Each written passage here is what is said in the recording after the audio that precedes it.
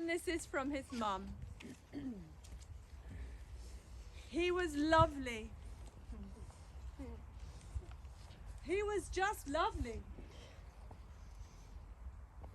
We had such closeness.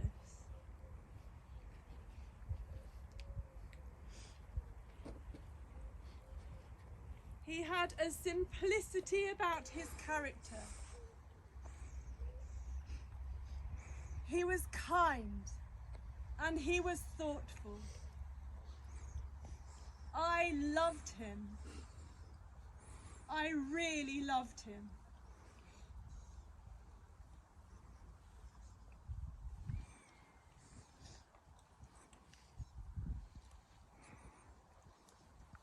And from his sister Victoria. Our childhood was typical of the 70s. James was always playing with his friends outside, up trees, building vehicles that were essentially boxes on wheels in the back garden, chopping up wood for the fire, making fires and roaming free. It was an idyllic childhood for both of us. When he took up the bass and later the guitar, I couldn't have been more proud of his musical talent. He had the X factor. He was a cool brother to have and an exciting and loving uncle to have around to my son Sam. Sometimes a bit too exciting. He had no fear. Sam enjoyed spending time with Uncle James. He was fun and he was active, always keen to make an adventure out of anything, like cycling with Sam to the local woods to build a fire and make a coffee.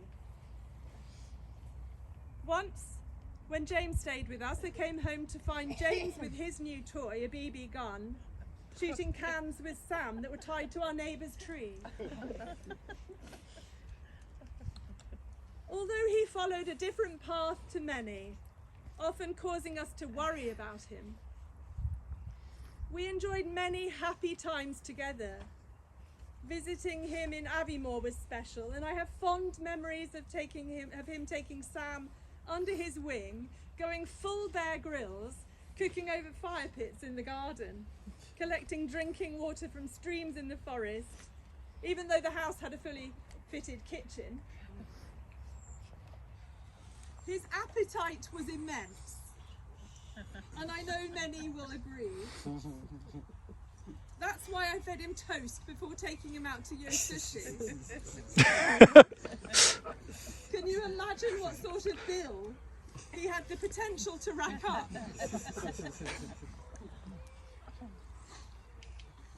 I'm devastated that his inner struggles have led to this. But I do know that he would not want to have hurted us. He would not have wanted to hurt us. We shared some recent sweet family times at his house in Erdington, and it was a treat to be cooked for and looked after by James. I'm in awe of the love that you all have for him. His was a life truly worth celebrating.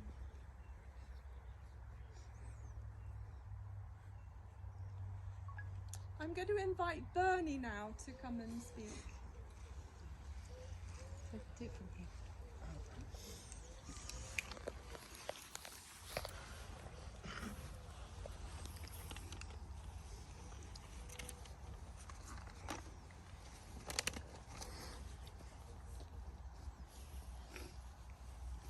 Hem's family have asked me to speak about him and share the thoughts of me and our community about Hem and how he has impacted our lives. Hem was my friend, your friend. Many of us he was a help friend to, and we would help each other out as we moved through our lives. One of the outstanding things about Hem was his ability to accept everyone for who they were. There honestly wasn't anything he wouldn't do for me and for so many others. He was kind, caring and considerate, accepting and sympathetic about those around him. He spent many days practicing his guitar.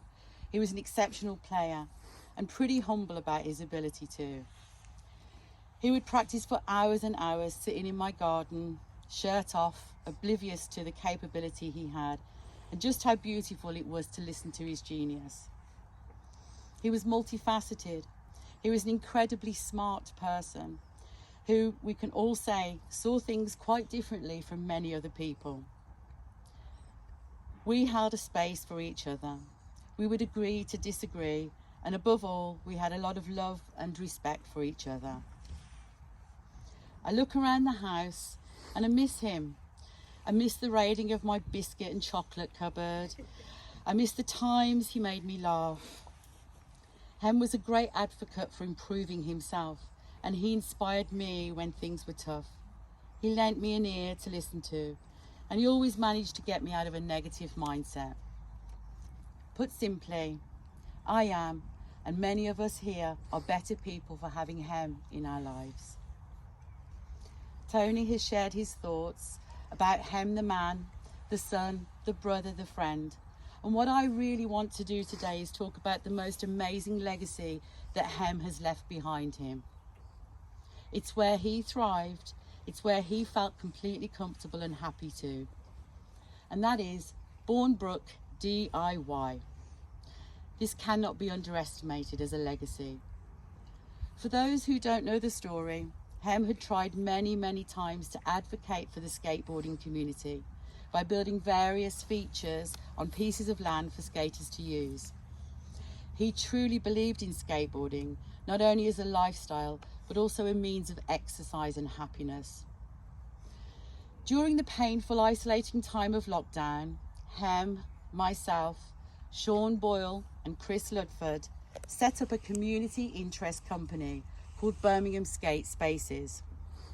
And this is designed to claim unused land owned by the council, land largely left in disrepair, and we had a plan to take this further than just Bournebrook DIY.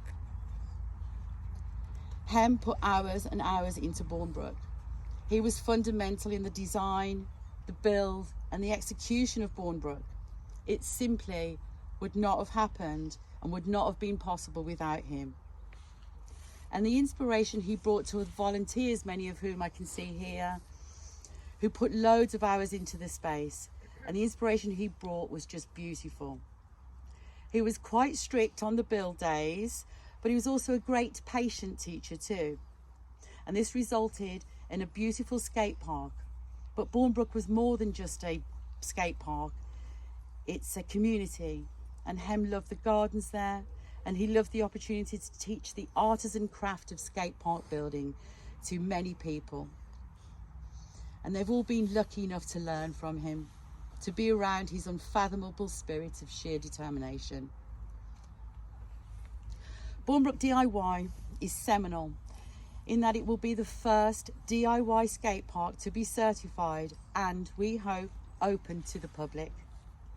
Hem was robust with his dealings with the suits at the council and those opposed to the build. His view was that we did their job for them because they did not know how to. So what does this really mean? Well, Hem has paved the way for other DIYs in the UK. He has raised the profile of DIY skate parks, and that's quite something to achieve. And it's resulted in Skateboard GB creating a strategic partnership with us, Bournebrook DIY, the first actual DIY build that they have ever partnered with.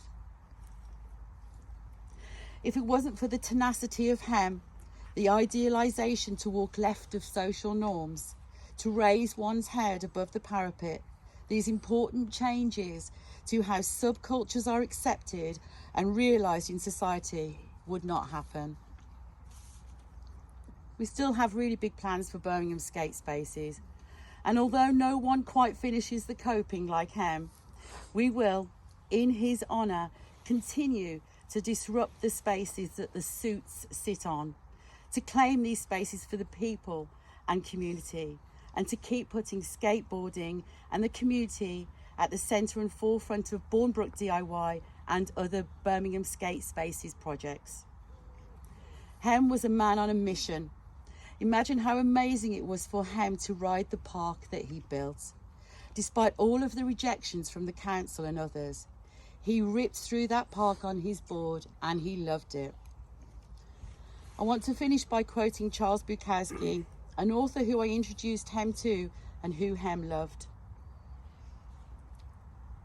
What is terrible is not death, but the lives people live or don't live up until their death. Hem lived a life that was so extraordinary. How many people know someone with such talent and a plume?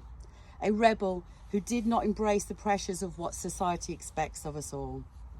He simply did himself. He simply did Hem. I will miss you, my friend. Rest in power.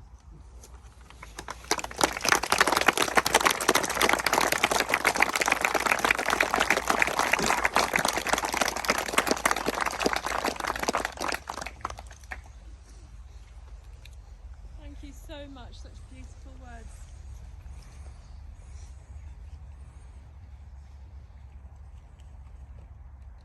So James's mum Daphne has chosen a poem, and it goes like this. Death is nothing at all. Death is nothing at all. It does not count. I have only slipped away into the next room. Nothing has happened. Everything remains exactly as it was. I am I, and you are you, and the old life that we lived so fondly together is untouched, unchanged. Whatever we were to each other, that we are still. Call me by the old familiar name. Speak of me in the easy way, which you always used. Put no difference into your tone. Wear no forced air of solemnity or sorrow.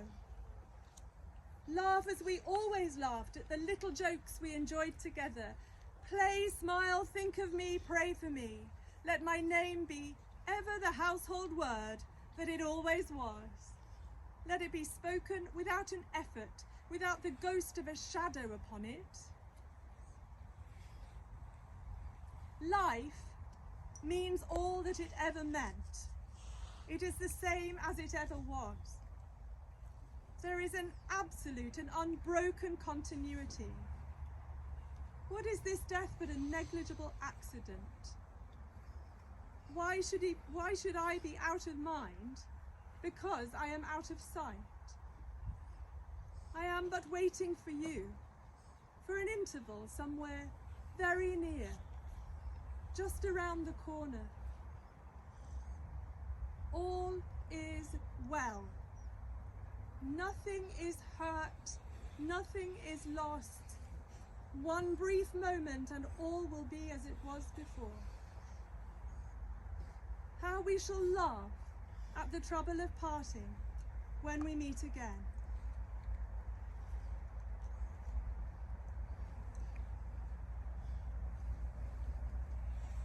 Now James wasn't religious, he had no faith, but his mum does, and some of you do. Those of you who are familiar with the Lord's Prayer, please join in. Those of you who don't have belief, don't have faith, just be your respectful selves while we pray the Lord's Prayer. Our Father, who art in heaven, hallowed be thy name. Thy kingdom come, thy will be done, on earth as it is in heaven. Give us this day our daily bread, and forgive us our trespasses, as we forgive those who trespass against us. And lead Lead us not into temptation, but deliver us from evil. For thine is the kingdom, the power, and the glory, forever and ever. Amen.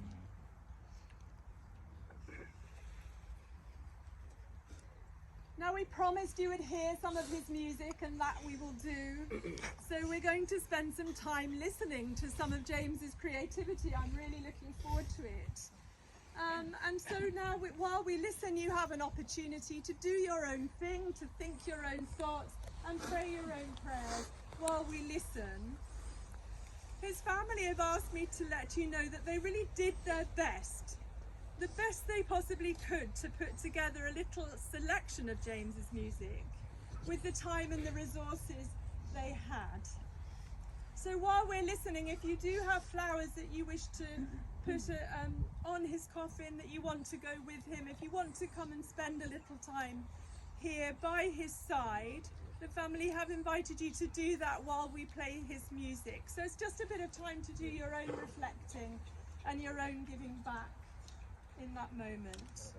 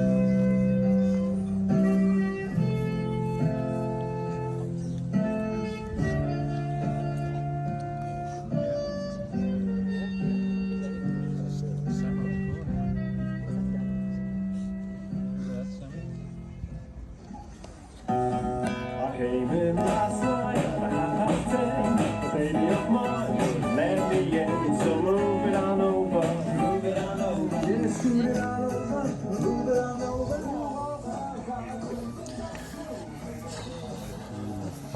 So amazed, like you got here, it's easy, it's okay. What's that? I'm just amazed because you got here.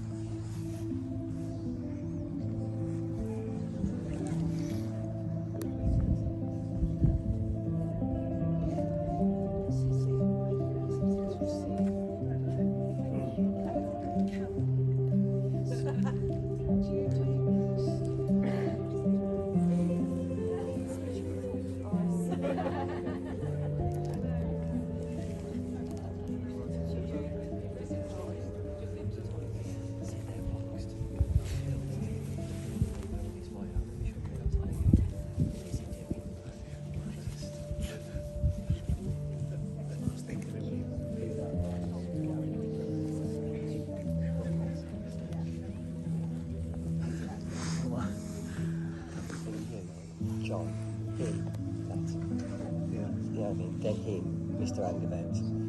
Just, it was crazy. Little places. But Joe was just. I can imagine all the efforts in America. They got it out. I'm still there. Isn't that you?